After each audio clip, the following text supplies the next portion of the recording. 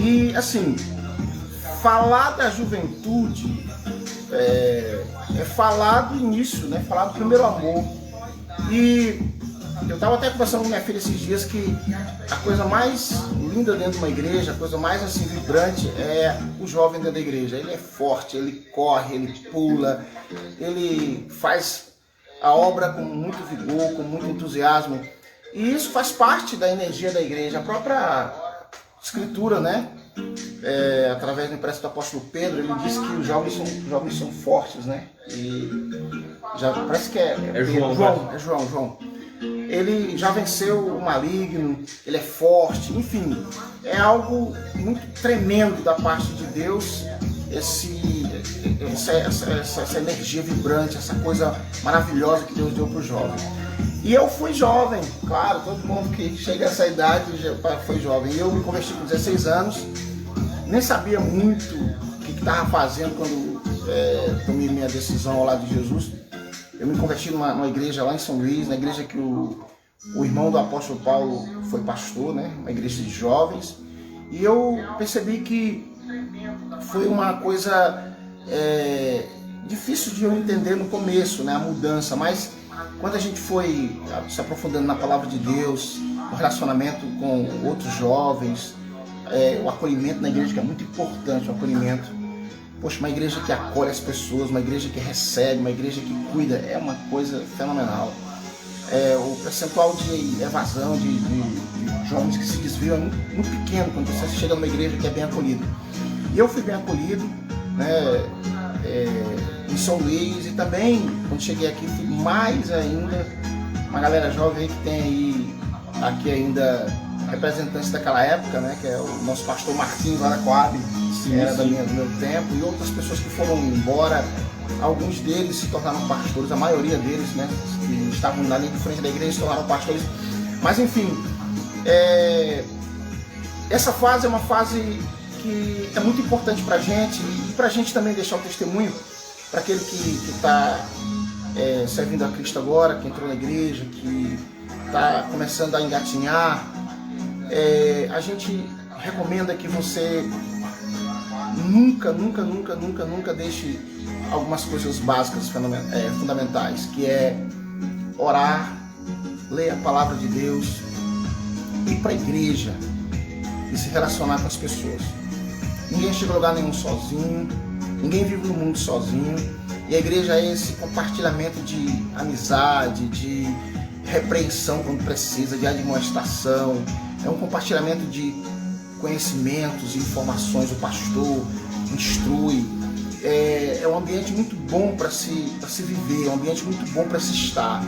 E Jesus criou essa agência, essa igreja, essa coisa linda que é estar em comunhão na igreja. Ele criou justamente para isso, para que a gente se sinta bem.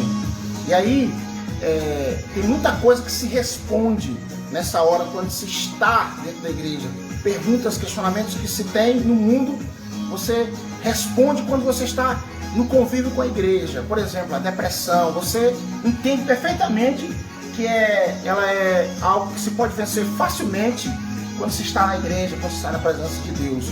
Porque a presença de Deus, juntamente com a presença dos irmãos, com a presença da própria igreja na vida da gente, influenciando, marcando a vida da gente, é muito importante.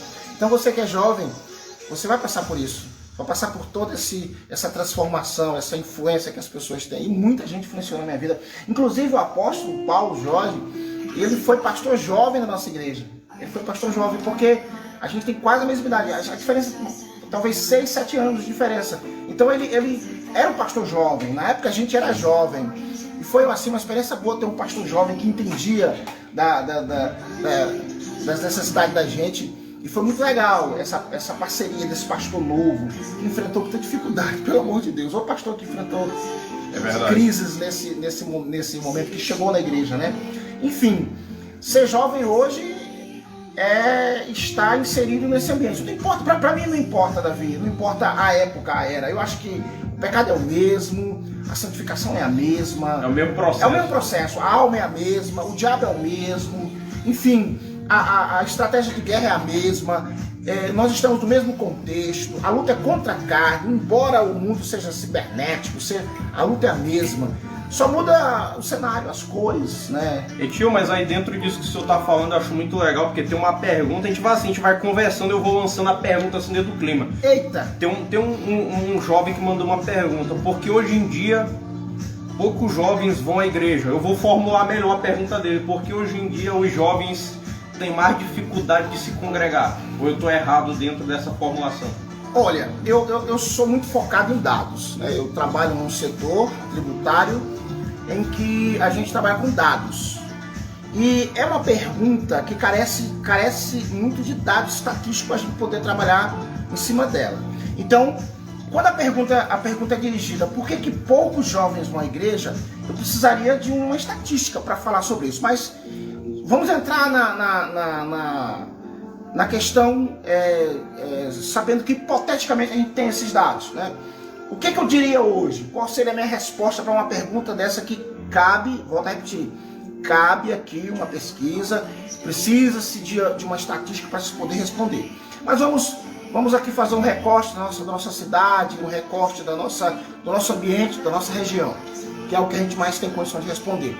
Eu acho que aqui os jovens, se por acaso estivessem passando por essa dificuldade de ir para a igreja, eu acho que o defeito não está na igreja.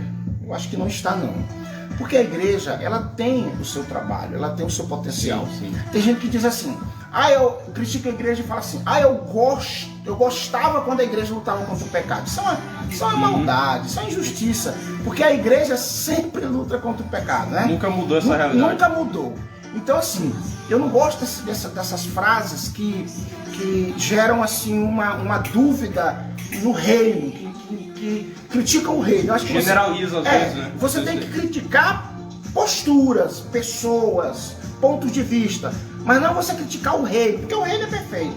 O reino é de Deus, o reino é perfeito. Então, assim, eu acho que hoje, considerando que essa pergunta estivesse razão, eu acho que o mundo hoje, ele prende o jovem dentro de casa, através das redes sociais. Eu acho que a força está em não sair de casa para lugar nenhum. É por isso que eu sou contra crente que faz podcast, esse negócio de live, assim, eu nunca fui a favor. Não, mas essa é uma estratégia. A gente está tentando exortar, demonstrar as pessoas que estão em casa a saírem de casa. Então eu acho que é produtivo esse podcast. Não vamos acabar com o podcast agora não, porque nós falamos tempo. Eu tô brincando, pessoal. Eu acho que essa resposta, essa pergunta é muito difícil de responder porque não temos dados, né? Se tivesse dados, a gente iria atacar nos dados. Por exemplo, o jovem não está indo para a igreja por causa do Facebook, por causa do Instagram, por causa da rede social. A gente teria como estudar a rede social para saber o que a rede social está oferecendo que está melhor que a igreja. Eu posso acrescentar algo dentro dessa pergunta. Eu não acredito que os jovens estão deixando de se congregar hoje. Pelo contrário, eu acredito que hoje a juventude, as redes jovens de hoje, elas são muito mais robustas do que as de uns anos atrás. Mas tem um problema que eu percebo por experiência própria. Eu me lembro que alguns anos atrás, eu sou um cara novo, eu tenho 27 anos, mas eu me lembro quando eu era adolescente, quando eu comecei para ir para a igreja. Eu lembro que quando um rapaz ou uma moça faltava o culto, todo mundo ficava preocupado, porque fulano de tal não veio hoje, porque fulano de tal não veio hoje. Hoje em dia eu percebo que é comum até um líder de célula, um líder de geração, faltar com muita constância aos cultos, entendeu? Então eu percebo assim que hoje em dia tem uma dificuldade assim na questão do congregar, né? Do ser constante. Baixa um pouquinho o celular para trás, um pouquinho. Então, tio, o que o senhor pensa disso? Então eu percebo que tem... eu acho que o pessoal, a juventude hoje, por causa desse mundo moderno, eles têm uma tendência maior de ficar indiferente, né? Pois eu volto a insistir na minha resposta. Eu acho que a modernidade do mundo, ela é como a Bíblia diz, o sol nasce para todos. Então a modernidade, ela está à disposição de todos os segmentos. Assim como a modernidade está à disposição do segmento mundano, ela também está à disposição do segmento evangélico. Agora eu estou aparecendo. Tá aí o Davi aí, ó. Aí a modernidade, a tecnologia também está à disposição do segmento moderno. Com certeza. Então, por exemplo, a minha filha, Letícia, ela atua no TikTok. Ela faz um TikTok cristão, mas tem um TikTok horrível. ela atua no Instagram como uma... E é muito legal dela. Ela trabalha muito essa questão cristã dentro das redes sociais. Então, assim, eu acredito que hoje o mundo ele está tentando criar mecanismos para que as pessoas fiquem em casa, para que as pessoas não vá para a igreja. Mas esses mecanismos, eles são mecanismos tecnológicos que estão a serviço ou à disposição de qualquer segmento. Aí vale a guerra de estratégias, né? Quem tem uma estratégia boa para levar o evangelho, por exemplo, a gente tem uma rádio aqui na escola chamada Web Rádio Shalom. Então a gente disponibiliza 24 horas aí, a pessoa quiser ouvir música evangélica, está 24 horas à disposição. Então são ideias que a gente tem, que a gente pode potencializar e evangelizar as pessoas. Claro que o mundo, o diabo, vai também potencializar essa ferramenta, que não é do diabo, essa ferramenta do homem, a ferramenta que Deus deu inteligência para criar, e aí cada um se utiliza. Inclusive a gente tá usando hoje pro bem aqui, né? Fazendo exatamente. E tio, mas dentro desse assunto ainda, voltando aqui a entrada da nossa conversa aqui. O senhor se converteu com 16 anos, né? E foi ali nos anos 90, foi? Foi nos anos 90. Então, exatamente, tio. Mas eu quero que o senhor explique pro pessoal porque eu me lembro de uma experiência que a gente viveu alguns anos da igreja, né? Alguns anos atrás, quando não tinha, por exemplo, não tinha WhatsApp, ainda não tinha Instagram, né? Então eu me lembro que nesse período aí a nossa comunicação era mais a gente indo na casa das pessoas. E eu me lembro que teve um rapaz muito envolvido da igreja que ele se desviou, ele sumiu do mapa, tinha mudado de casa e a gente não conseguiu entrar em contato com ele, a gente foi conseguir entrar em contato com ele meses depois por causa da dificuldade. Então, na época que o senhor era mais jovem, assim, como é que vocês lidavam com isso no discipulado, nesse período dos anos 90, que a rede social era bem precária, dava até uma certa dificuldade para ir atrás da galera. Como é que vocês faziam isso? Olha, eu quero responder essa pergunta me utilizando da própria estratégia de Jesus Cristo. Quando ele falava para as pessoas, ele ia para os montes, ficava acima e o vento se encarregava de levar a voz, enfim. Ele conseguia alcançar o maior número de pessoas. Depois ele se utilizava de uma ferramenta que hoje a gente tecnicamente a gente conhece, que essa ferramenta chama-se buzz marketing ou boca a boca. As pessoas iam falando dele, ele proibia as pessoas de falar, mas as pessoas falavam. Ou seja, era a ferramenta que tinha na época, era o boca a boca, era falar em lugar alto para que as pessoas embaixo conseguissem ouvir, e as pessoas tinham uma cultura diferente, ficavam em silêncio para poder ouvir. Então, na década de 90, claro, nós tínhamos um acesso à internet precário. Eu não acessava a internet na década de 90, a gente tinha mesmo, era a velha bicicletinha, a gente ia na casa das pessoas, e aquilo pra gente era a ferramenta mais eficaz que a gente tinha, visitar. Eu me lembro que eu recebi uma visita do pastor Marquinhos, que era líder de jovens da igreja central. Talvez ele esteja até aí.